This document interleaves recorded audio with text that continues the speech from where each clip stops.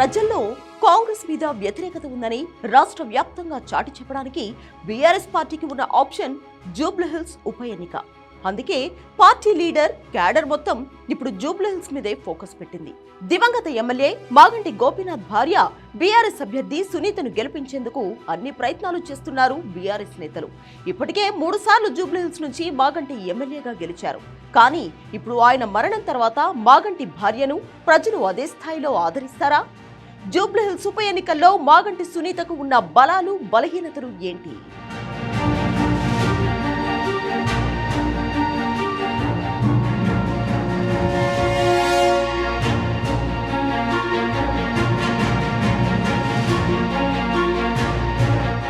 జూబ్లీహిల్స్ ఉప ఎన్నిక మీద బీఆర్ఎస్ పార్టీ ఫోకస్ పెట్టింది.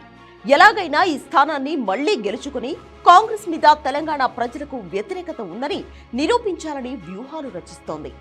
గతంలో కంటోన్మెంట్ ఎమ్మెల్యే లాస్యా మరణంతో అక్కడ ఉప ఎన్నిక వచ్చింది.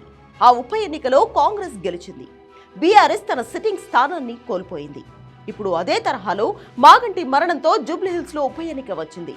ఈసారి మళ్లీ ఆ పొరపాటు జరగకుండా, సిట్టింగ్ స్థానం చేజారిపోకుండా ఈ ఎన్నికను ఎలాగైనా గెలిచి తీరాలి అనే కసితో ఉంది బీఆర్ఎస్ పార్టీ.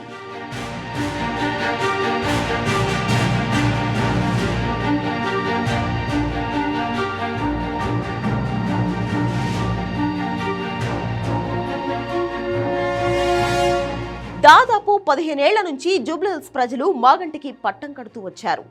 1983లో టీడీపీతో తన రాజకీయ జీవితాన్ని మొదలుపెట్టిన మాగంటి గోపీనాథ్ టీడీపీలో చాలా వివిధ పదవుల్లో పనిచేశారు.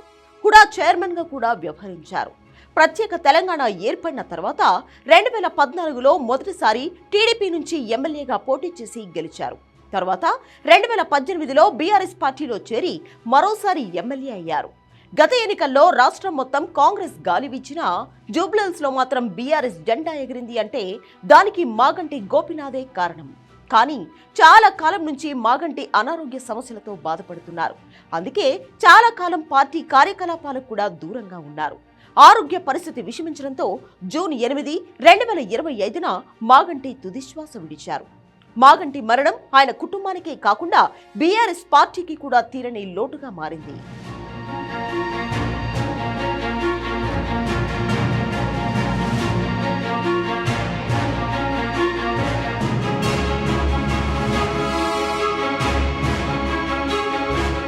మాగంటి మరణంతో జూబ్లీహిల్స్ లో ఉప ఎన్నిక వచ్చింది. ఇంట్లో పెద్ద దిక్కును కోల్పోయి కష్టాల్లో ఉన్న మాగంటి కుటుంబానికి బీఆర్ఎస్ అండగా నిలిచింది.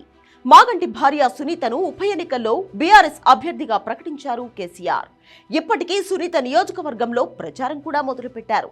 దాదాపు 15 ఏళ్ల నుంచి మాగంటి కుటుంబానికి జూబ్లీహిల్స్ ప్రజలతో ప్రత్యక్ష సంబంధాలు ఉన్నాయి.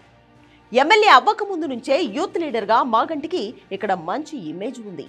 ప్రజలతో ప్రత్యక్ష సంబంధం ఉంది. మాస్ లీడర్ అనే పేరు కూడా ఉంది. ఇప్పుడు ఆ ఇమేజ్ సునీతకు ఉపయోగపడనుంది. దాంతోపాటు భర్తను కోల్పోయిందన్న సెంటిమెంట్ ఇప్పుడు ఆమెకు కలిసి వచ్చే అవకాశం ఉంది. ఇవన్నీ సునీతకు కలిసి వచ్చే అంశాలే. సునీతకు ఉన్న ప్లస్లతో పాటు పార్టీ కూడా కాస్త కష్టపడితే సిట్టింగ్ స్థానాన్ని దక్కించుకోవచ్చు అనే కాన్ఫిడెన్స్ లో ఉంది.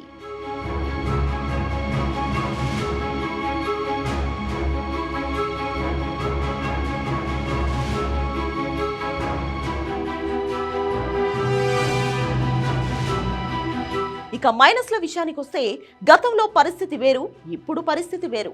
ఇప్పుడు కాంగ్రెస్ అధికారంలో ఉంది. ఎవరు అవునన్నా కాదన్నా అధికారంలో ఉన్న పార్టీకే సాధారణంగా ఉప ఎన్నికల్లో గెలిచే అవకాశాలు ఎక్కువగా ఉంటాయి. దీంతో పాటు మాగంటి ఉన్నప్పుడు ఆయన కుటుంబ సభ్యులు పెద్దగా బయటికి రాలేదు.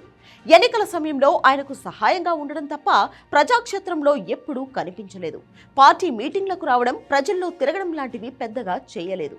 ఇది ఇప్పుడు సునీతకు మైనస్ గా మారబోతుంది.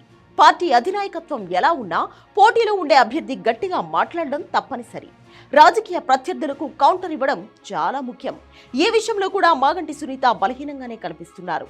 ఈ 2 విషయాలు ఇప్పుడు బీఆర్ఎస్ ను కాస్త టెన్షన్ పెడుతున్నాయి.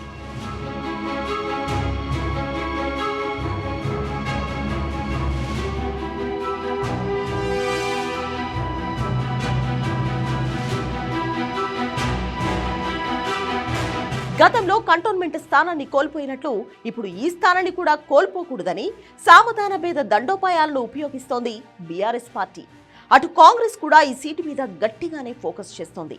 అభ్యర్థిని ఇంకా ప్రకటించకపోయినా నవీన్ యాదవ్ పేరు బలంగా వినిపిస్తోంది. స్థానిక లీడర్ అనే గుర్తింపు ఉన్నప్పటికీ మాగంటితో కంపేర్ చేస్తే జూబ్లీహిల్స్ మీద నవీన్ యాదవ్ కు గ్రిప్ తక్కువ. గతంలో 2 సార్లు మాగంటి మీద పోటీ చేసి ఓడిపోయారు నవీన్ యాదవ్. దాంతోపాటు ఇప్పుడు హైడ్రా కారణంగా అర్బన్ ఏరియాలో కాంగ్రెస్ మీద చాలా వ్యతిరేకత పెరిగింది.